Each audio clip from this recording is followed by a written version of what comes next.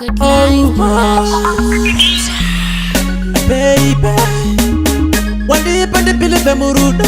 Wamwepeze vari kutamba chikudo Baby Akatangane kuuya kuwape zangu mwanasikana Akatangane kuuya kuwape zangu sengirosi Achinditi what preacher ndidi newe Achinditi ndiwe wani wandichafira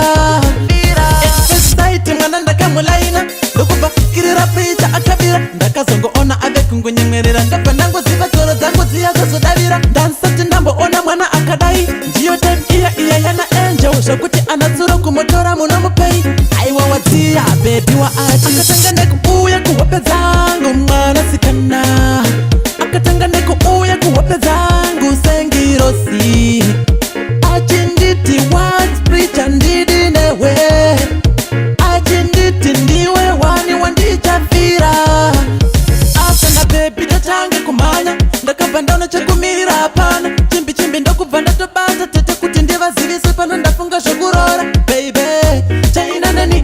Bauze preacher kasiyana nemi Baby ndiwe wani akatora moyo wangu Akatangane kuuya kuwape zangu mwanasikana Akatangane kuuya kuwape zangu sengirosi Achinditi what preacher ndidi newe Achinditi ndiwe wani wandichafira Exciting mwananda kamulaina Ndokuba kirira preacher akabira Ndakazongo ona abe kungunyemerera Ndapa nango ziva toro zangu ziyazo sodavira Dansati ndambo ona mwana akadai Ndiyo time iya yana angel Shokuti anatsuro kumotora munomupei Aiwa watia baby wa achi Akatangane kuuya kuwape zangu mwanasikana Akatangane kuuya kuwape zangu sengirosi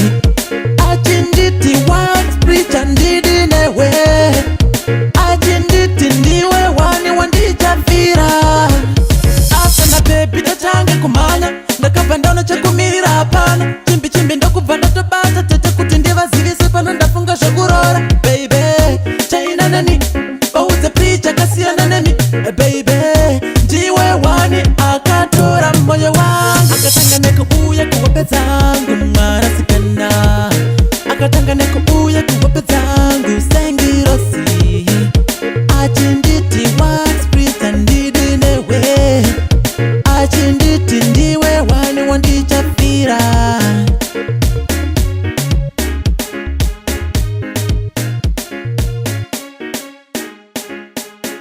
Good Life Productions.